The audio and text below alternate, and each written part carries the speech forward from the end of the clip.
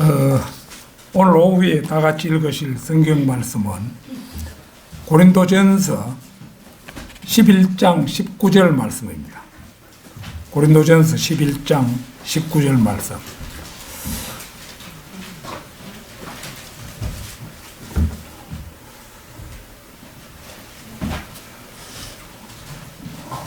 다 찾으신 줄 알고 받들어 읽겠습니다. 너희 가운데는 이단들도 있어야만 하리니 그래야만이 너희 가운데 인정받는 사람들이 나타나게 되리라. 오늘 오후에는 기독교의 이단들 그 첫째 시간으로 그리스도의 교회 이런 제목으로 말씀을 드리겠습니다. 말세가 가까울수록 이단들이 마구 횡행을 하죠. 그래서 오후 시간에 몇 주간에 걸쳐서 대표적 이단들에 대해서 우리가 상고하는 기회를 가지도록 그렇게 하겠습니다. 오늘의 본문 말씀은 너희 가운데는 이단들도 있어야만 하리니 이렇게 말씀합니다. 여기에서 너희는 이제 당시 시대 상황을 고려하면 고린도 교회가 되겠죠. 그러나 바울이 쓴 고린도 전서는 고린도 교회에 보내는 편지이기도 하지만은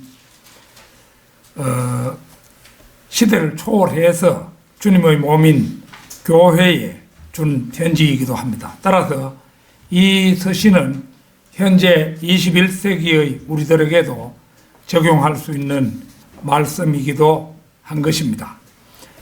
언뜻 생각해 보면 교회에 이단이라고는 전혀 없고 올바른 것 하나만 있으면 혼란도 없고 좋을 것 같은데 하나님께서는 너희 가운데는 이단들도 있어야만 하리니 너희는 고린도 교회 성도들이잖아요. 너희 가운데는 이단들도 있다 이 말은 고린도 교회 성도들 가운데 이단들도 있어야 한다는 그 말씀이죠. 그래서 왜 이렇게 말씀하셨는가 하면은 교회 내에 이단들이 나타나면 그와는 반대로 진리를 믿고 지키는 사람들은 과연 누구인가를 이제 구분할 수 있게 되기 때문입니다. 그래서 이단들이 일어나 진리가 아닌 것을 가지고 떠들어대면 성경대로 믿고 진리를 믿는 사람들이 들고 일어나서 이단의 무리와 대항함으로써 진리 수호자의 존재를 분명하게 드러내게 마련인 것입니다. 이것은 단순한 분쟁이 아니라 분쟁의 원인과 요소를 없애는 일이 됩니다. 이 경우 이단의 판별은 바른 말씀이 그 기준이 되어야 함은 물론입니다. 무릇 세상의 모든 일은 어느 정도의 세월이 지나면은 처음에 먹었던 마음이 이완되고 일의 주역들도 바뀌면 자연적으로 처음의 순수함이 변질되고 마는 것은 세상의 이치입니다. 이 일은 일개인이나 민족에게도 그대로 적용이 됩니다. 첫 시작 때에는 굳은 결심 속에 첫걸음을 떼어놓지만 시간이 흐름에 따라 점차 해이해져서 초심을 잃게 되는 것과 같은 이치입니다. 우리는 이러한 현상을 재판관기에서 목격했고 그것을 르크만 목사님은 인간 쇠락의 법칙이라 명명하신 일은 성도 여러분도 잘 아실 것입니다. 너희 가운데는 이단들도 있어야만 하리니 그렇습니다. 한 집단이 모두 변질되면 원형을 찾을 수가 없게 됩니다. 역사는 원형을 고스란히 지켜내려는 무리와 어떻게든 원형을 무너뜨리려는 무리의 싸움입니다. 이쪽이 저쪽보다 많으면 쫓아내어버리고 반대로 이쪽이 저쪽보다 적으면 일시적으로는 아프고 쓰리더라도 저쪽을 버리고 단호히 성별해야 하는 것입니다. 기독교의 이단들, 그리스도의 교회, 첫째는 그리스도 교회 혹은 캠벨파 교회의 내력입니다. 이 그리스도의 교회이라면 흔히 캠벨파라, 뭐 캠벨주의자니 뭐 이런 말을 씁니다. 그래서 캠벨이라는 말과 그리스도 교회 이런 것을 여러분들이 잘 알아두고 저것이 무엇이 틀린 교회다, 이것을 누가 물으면 답변해 줄 수 있어야 할 것입니다. 저한테는 뭐 신천지라든지 뭐 여호와의 증인이라든지 이런 데에 대해서 전화로도 여러 번 질문이 와서 답변을 해주고 이렇게 했습니다만은, 누가 물을 때 답변을 못 해주면 모처럼 그 사람이 성별할 기회를 맞았는데 그 기회를 박탈하는 셈이 되지요. 이 캠벨주의는 1800년에서 1830년 그 어름에 미국 켄터키에서 시작되었습니다. 컴벨 랜드밸리라는 곳에서 이제 부흥의 기간 동안에 바톤 스톤이라는 장로와 캠벨이 장로교회에서 분리하면서 시작된 것이 바로 이 그리스도의 교회입니다. 물에 잠기는 물침례에 대한 진리는 알고 있었으나 침례교인의 믿음과 일치하지 않았던 이 스톤과 알렉산더 캠벨은 그리스도의 교회라는 초교파 교회를 세우기로 결심했습니다. 이런 이름을 붙인 이유는 그들만이 그리스도께서 세우신 참 교회이며 다른 교회들은 교회가 아니라는 그런 생각이었습니다. 그런 생각에서였습니다.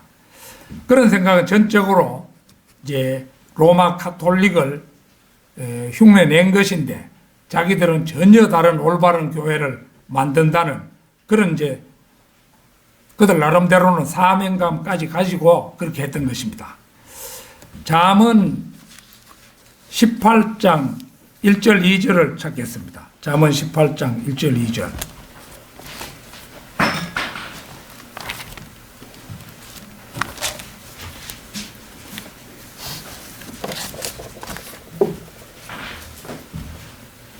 욕망으로 말미암아 스스로 분리된 사람은 모든 지혜를 찾아 혼잡케 하느니라. 어리석은 자는 명철을 기뻐하지 아니하고 자기 마음을 드러내기만 하느니라.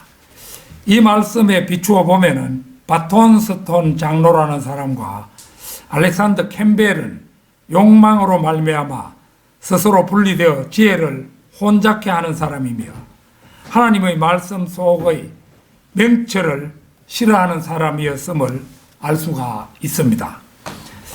엄격한 가톨릭 신자였던 메리 여왕은 구원의 확신을 얻은 사람이 아니었습니다.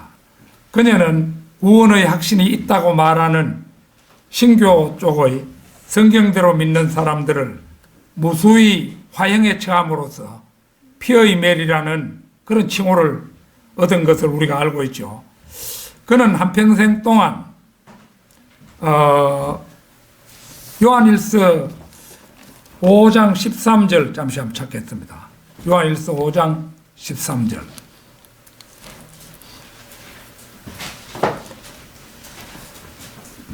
내가 하나님의 이름을 믿는 너희에게 이런 것들을 쓰면 너희에게 영생이 있음을 알게 하려 함이며 또한 너희가 하나님의 아들의 이름을 믿도록 하려 함이라. 또 디모데전서 5장 2절도 같이 또 한번 찾아보겠습니다. 디모데전서 2장 5절입니다.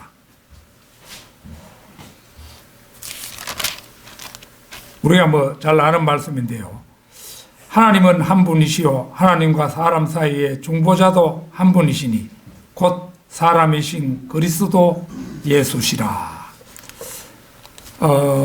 이런 말씀들의 반대편에 서 있던 사람이 바로 메리 여왕이었습니다. 그런데 놀라운 사실은 이 피어의 메리 여왕이 그 화형에 처한 사람들은 하나같이 끔찍한 최후를 맞았지만은 모두 하늘나라로 옮겨졌는데 바톤스톤 장로와 알렉산더 캠벨을 따라간 무리들은 예외 없이 지옥으로 갔다는 사실은 놀랍기 이럴 데 없는 일입니다. 박해해가지고 비참하게 죽이는 사람, 그건 저주를 받았다고 생각했는데 그 사람들은 하늘나라로 갔고, 참 박해를 가한 자기들이 옳다고 생각한 사람들이 오히려 지옥으로 몰려갔다는 그것이 피의 메리의 그 때의 현상이었다면, 이 이제 스톤 장로와 캠벨 이 사람들을 따라간 무리들은 이제 평화로운 시대에 자신들은 로마 카톨릭 쪽에 가까운 그런 이제 길을 갔는데 그것이 멸망의 길이었다는 거죠. 기독교의 이단들, 그리스도의 교회, 둘째는 그들은 또한 로마 카톨릭에서 행하는 성경에서 벗어난 관행을 실행했습니다. 즉 일요일 아침마다 성찬식을 행했는데 이거는 이제 그리스도 교회에서 가톨릭 미사에 해당하는 것을 이제 행했다 이런 것이죠. 이에 대한 성경적 증거로 사도행전 20장 7절을 제시했습니다. 사도행전 20장 7절 한번 찾아보겠습니다.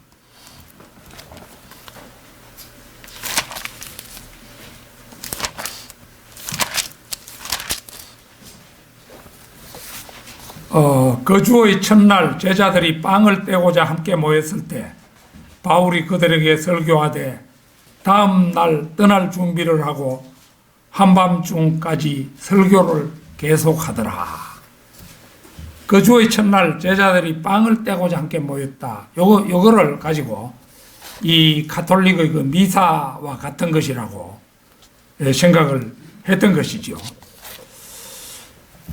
사도행전, 그 앞으로 돌아가서 사도행전 2장 46절도 한번 보겠습니다. 사도행전 2장 46절.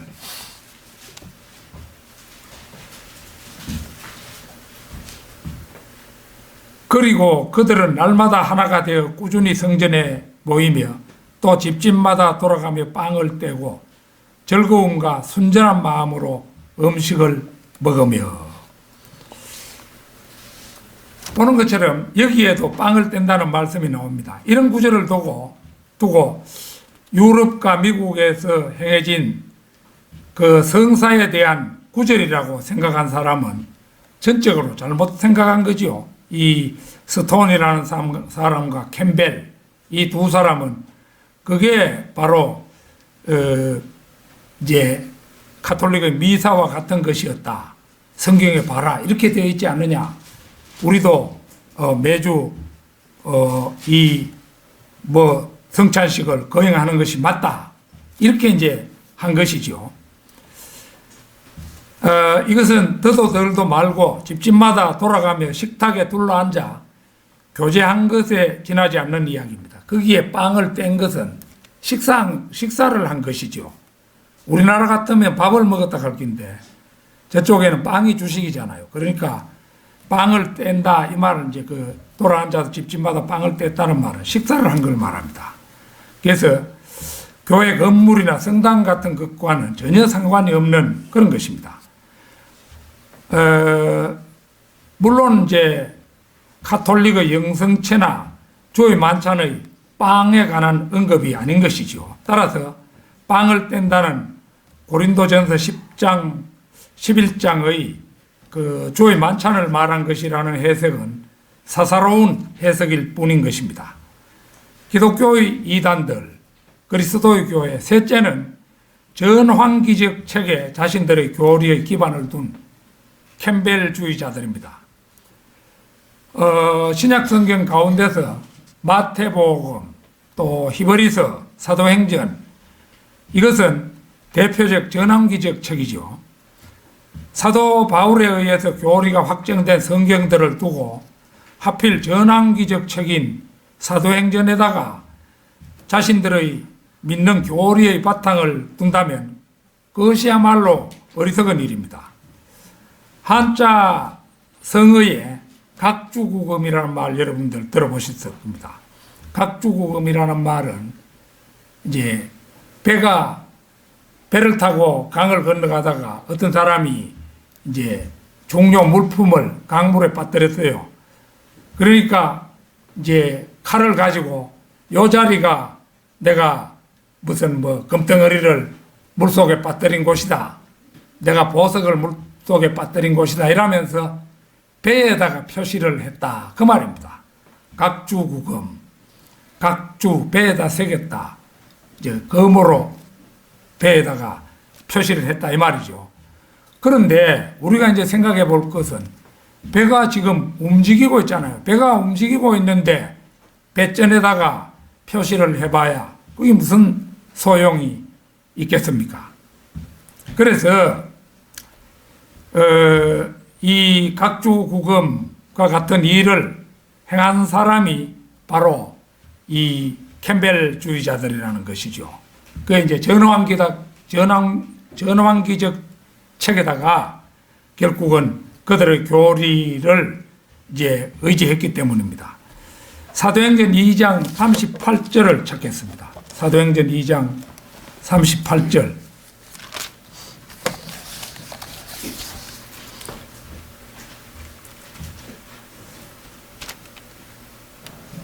베드로가 그들에게 답변하기를 회개하라. 그리고 죄들을 사함받은 것으로 인하여 너희 각자는 예수 그리스도의 이름으로 침례를 받으라. 그리하면 너희가 성령의 선물을 받으리라. 이 말씀은 하나님께서 선정하신 통치자인 예수 그리스도를 살해한 유대인들에게 그들이 무엇을 해야 할지를 말하고 있는 대목입니다.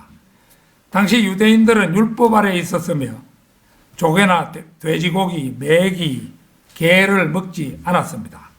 그들은 모두 예외 없이 육적죄를 받은 사람들입니다. 따라서 사도행전 2장 38절은 규례들을 지킴으로써 구원을 얻고자 하는 자들, 곧 자기 의를 내세우는 죄인들의 출발점인 따름이었습니다. 이것은 결코 신약시대 이방인들이 구원받는 길이 아니었습니다. 디모데후서 2장 15절 한번 찾겠습니다. 우리가 잘 아는 말씀이지만 디모데후서 2장 18절입니다.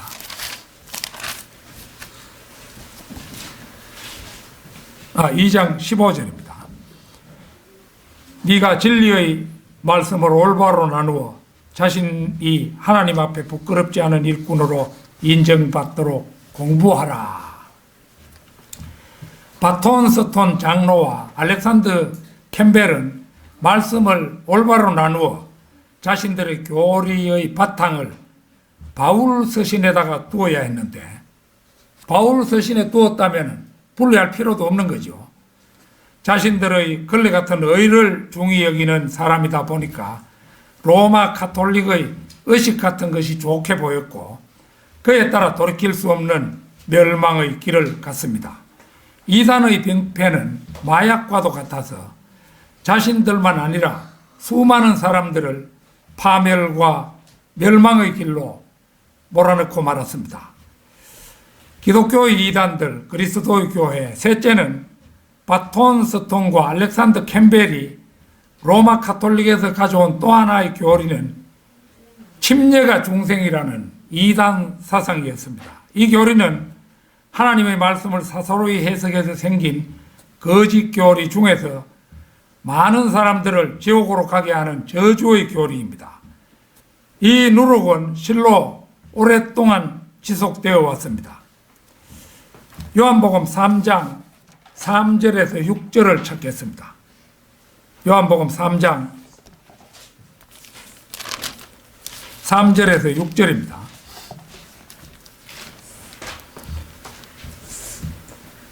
예수께서 대답하여 그에게 말씀하시기를 진실로 진실로 내가 너에게 말을 하노니 사람이 거듭나지 아니하면 하나님의 나라를 볼 수 없느니라 하고 하시더라. 니코데모가 주께 말씀드리기를 사람이 늙으면 어떻게 태어날 수 있나이까? 사람이 자기 어머니의 태에 두 번째 들어갔다가 태어날 수 있나이까? 라고 하니 예수께서 대답하시기를 진실로 진실로 내가 너희에게 말하노니 사람이 물과 성령으로 태어나지 아니하면 하나님의 나라에 들어갈 수 없느니라. 육신으로 난 것은 육이요 또 성령으로 난 것은 영이니라. 우리 성경대로 믿는 사람들은 여기에 나오는 물과 성령을 해석할 때 물은 어머니의 양수 속에서 10달 동안 있다가 태어나는 1차적 출생을 뜻하고, 성령은 예수 그리스도를 구주로 영접하여 영이 태어나는 2차적 출생을 가리킨다는 사실을 잘 알고 있습니다. 그런데 캠벨주의자들은 물이 언급된 이 구절을 읽을 때 침례라는 말이 없음에도 불구하고 침례와 연관지어 생각하면서 본문을 읽기 때문에 이런 거짓 교리가 생겨나게 된 것입니다. 골로새서 2장 12절을 찾겠습니다. 골로새서 2장 12절.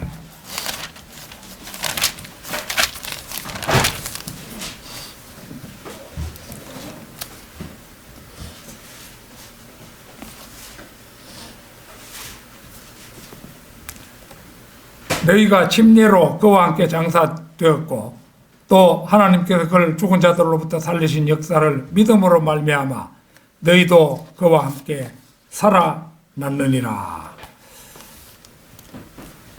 그 다음에 로마서 6장 3절 4절도 찾겠습니다. 로마서 6장 3절 4절.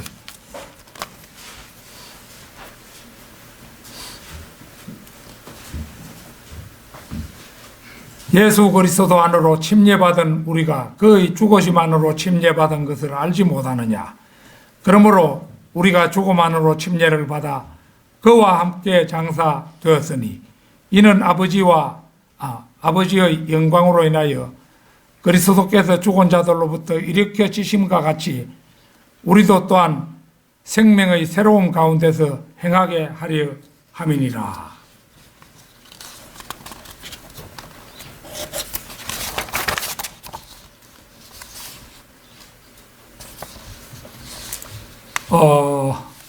한 곳 더 찾아보겠습니다. 에베소서 4장 5절 6절입니다. 에베소서 4장 5절 6절.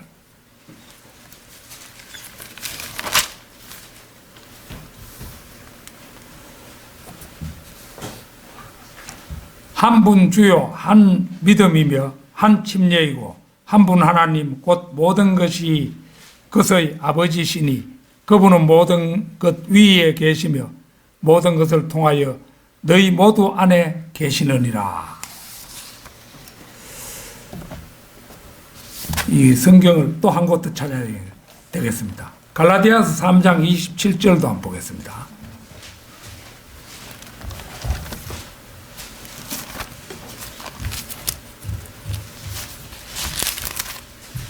(3장 27절입니다)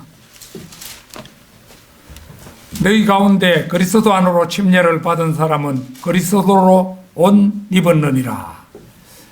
이 모든 구절이 물침례와는 아무 상관이 없는데도 이 무지한 이단은 성경의 의미를 엉뚱하게 왜곡하면서까지 그들 자신의 거짓 교리의 근거를 성경에서 찾은 것입니다. 그래야 그들은 침례라는 말이 들어가는 곳마다 중생의 수단으로서의 물침례, 은혜의 매개체로서의 물침례, 구원의 필수 조건으로서의 물침례, 죄들의 용서의 필수 요건으로서의 물침례 등 이단 교리를 정당화시키기 위해서 로마 가톨릭이 18세기 이상 사용해온 거짓 교리의 편에 섰으며 그 결과로 성경의 다른 어떤 구절보다도 더 많이 무지한 사람들을 지옥으로 몰아가는 악역을 담당해 왔던 것입니다. 모든 믿는 자들이 예수 그리스도 안으로 연합하는 것은 물침례가 아니라 성령 침례입니다. 고린도전서 12장 13절 고린도전서 12장 13절 찾겠습니다.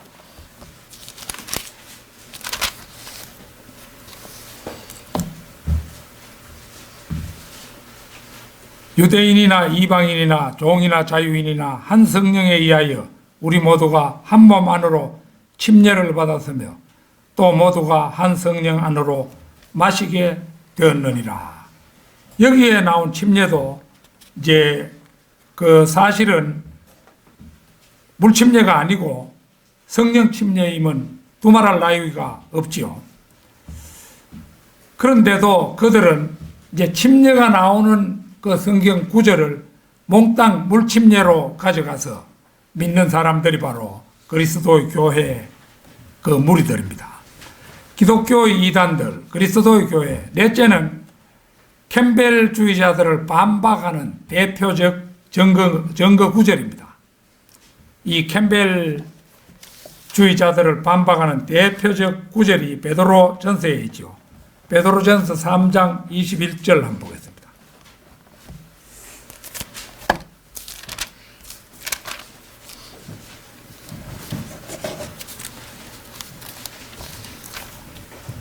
물은 예수 그리스도의 부활하심으로 인하여 이제 우리를 구원하는 모형이니 곧 침례라. 이것은 육체의 더러움을 제거하는 것이 아니라 하나님을 향한 선한 양심의 응답이라. 캠벨주의자들은 물침례가 우리를 구원한다고 가르치지만 이 구절은 물, 즉 침례는 예수 그리스도의 부활하심으로 인하여 이제 우리를 구원하는 모형이라고 선언합니다.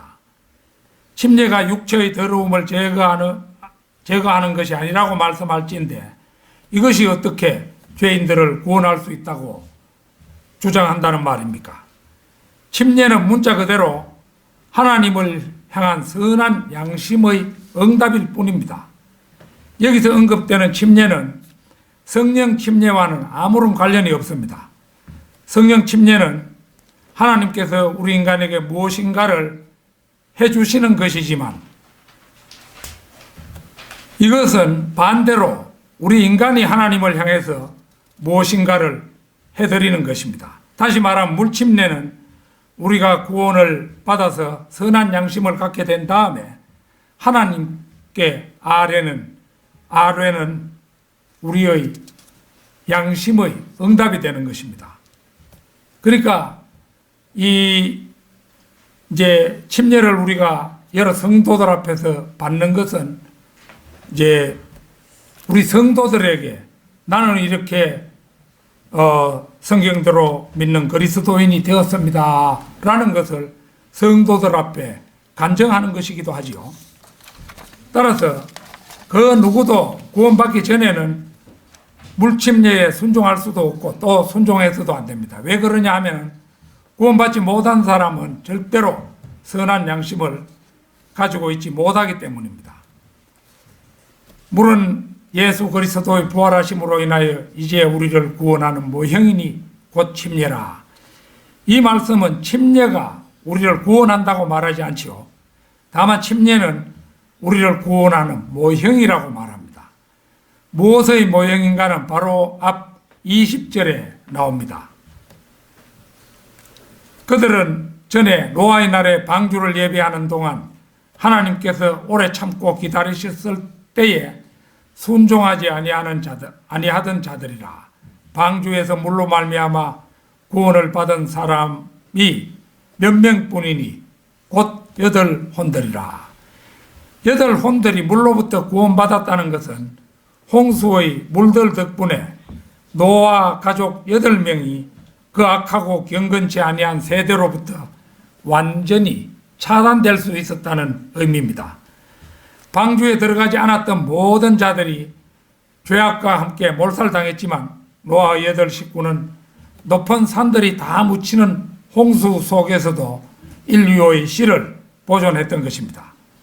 이것이 왜 우리의 모형인가 하면 노아 홍수 때 당시의 모든 죄인들이 물로 말미암아 익사했어도 노아 가족 8명은 방주를 탐으로 말미암아서 구원을 받았듯이 오늘날도 절대 다수의 죄인들이 모두 구원받지 못한 채 지옥으로 가지만 우리는 부활하신 예수 그리스도를 믿음으로 말미암아서 구원을 받고 멸망을 면하게 된다는 점에서 모형이 되는 것입니다. 침례를 받는 게 모형이 된다는 거예요. 우리가 침례를 행할 때 침례받는 사람의 몸을 물속에 담그면서 예수 그리스도와 함께 죽었고 이렇게 말하죠. 그 다음에 물속에 잠긴 몸을 물 밖으로 들어 올리면서 예수 그리스도와 함께 부활했습니다 라고 말하는 것은 바로 그 때문입니다. 캠벨주의자들은 자신들의 물침례 구원서를 정당화하기 위해서 베드로전서 3장 21절을 근거 구절로 인용하지만 물은 예수 그리스도의 부활하심으로 인하여 이제 우리를 구원한다고 읽지만 모형이라는 말은 읽지 않는 겁니다. 제외하는 거죠. 더더구나 그 3장 21 베드로 전서 3장 21절 말씀에는 갈로 속에 든 말들이 있잖아요. 갈로 속에 있는 그 말들이 있는데 갈로 속에 있는 말은 물론 그들은 뭐 없는 것처럼 그렇게 행동한다는 거죠. 그래서 이 캠벨주의자들은 아무것도 아닌 헛것으로 사람을 구원한다는 헛된 망상에 사로잡힌 자들인 것입니다. 베타는 선원이 구원을 받고 침례받을 기회가 없어 침례를 받지 못했다 하더라도 그가 하늘나라에 가는 것은 아무런 지장이 없는 것입니다. 마지막 때를 맞아서 이단들은 날이 갈수록 더욱 극성을 떨게 마련입니다. 잠언 22장 17절에서 21절을 찾겠습니다. 잠언 22장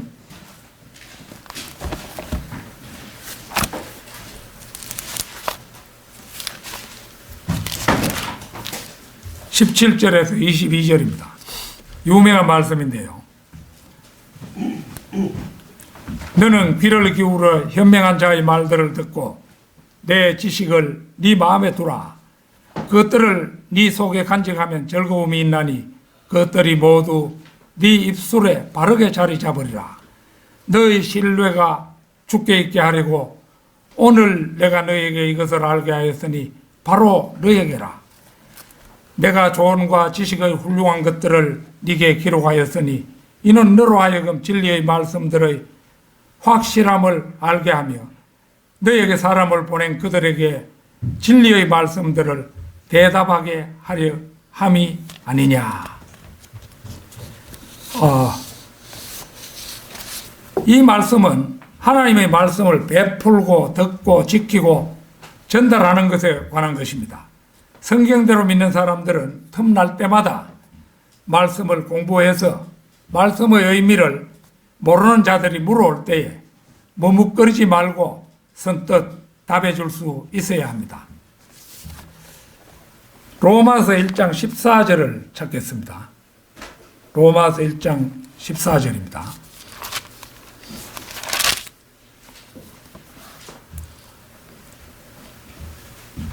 헬라인들이나 야만인들이나 지혜 있는 자들이나 어리석은 자들에게나 내가 다 빚진 자로다. 바로 그렇습니다. 모든 그리스도인들은 구원받는 순간 도저히 갚을 수 없는 큰 빚을 지게 된 사람들입니다. 우리가 구원받았다고 해서 다른 사람보다 더 똑똑했기 때문이라거나 다른 사람이 구원받지 못했다고 해서 그들이 우리보다 어리석었기 때문이 아닙니다. 냉정히 돌아보건대 우리가 다른 사람보다 나을 것이 도무지 없는데도 불구하고 주님께서 우리에게 선을 베풀어 주신 것입니다. 따라서 우리는 주님께 아무리 갚아도 갚지 못할 큰 빚을 진 것입니다. 그 빚을 조금이라도 갚기 위해 헬라인, 야만인, 지혜 있는 자, 어리석은 자 가릴 것 없이 두루 기회가 주어질 때마다 복음을 전파해야 합니다. 그것이 우리의 의무입니다. 내가 이제 찬송 시집을 이제 며칠 후면 이제 찬송 시집이 나올 수 있도록 그렇게 지금 준비를 하고 있는데 그 찬송 시집 서문에 내가 가장 빠르게 가장 적시 갚아야 할 빚이 있는데 그 빚이 바로 찬송 시집을 내는 것이라고 그렇게 서문에다 제가 썼는데 뭐냐 하면은 우리가 어느 날 문득 주님께서 오셔서 공중에 오셔서 이제 우리 이름 부르시면 모두가 들림을 받아 이제 가야 되는데 들림 받은 후면은 찬송 시집이 무슨 소용이 있겠습니까? 이 때가 아직 마지막 때로서 우리가 한시라도 이제 그 마음 놓지 않고 주님의 오심을 기다려야 하는 그런 형편에 있는데 때가 늦지 않게 찬송 시집을 내야 한다 이런 강박관념이 저한테 있었던 것입니다. 사실 그 찬송 시집을 제가 1년 전에 이미 낼 수가 있었는데 누가 그 작곡해 주다 하는 바람에 그 찬송가 가사에다가 작곡까지 곁들이면 좋겠다 싶어서 기다렸는데 그게 지난번 수련회 때 그러니까 CCM으로 그렇게 되었잖아요. 그래서 이제 하나님께서 그 악보를 함께 실지 말아라 이런 가닥을 잡아 주신 거잖아요. 그래서 부랴부랴 서둘러서 이제 준비를 마쳤고 이제 일간 나오게 되어 있습니다. 그 찬송시집 내는 그게 이제 내가 이 세상에 사는 동안 항상 빚진 자이기 때문에 그 빚을 일부라도 갚는 의미에서 그 찬송시집을 내는 것입니다. 그 이제 찬송시집 나오거든 서문 한번 읽어보십시오. 그래서 어쨌거나 우리 그리스도인들은 기회가 주어질 때마다 주님께서 우리를 구원해 주신 그 빚을 갚기 위해서 이제 때가 주어질 때마다 복음을 전해야 하는 것입니다. 우리 모두 신실한 사람들이 되어서 때를 놓치지 말고 주님의 귀한 복음을 전하는 사람들이 되기를 바람하지 않습니다. 다 같이 기도드리겠습니다.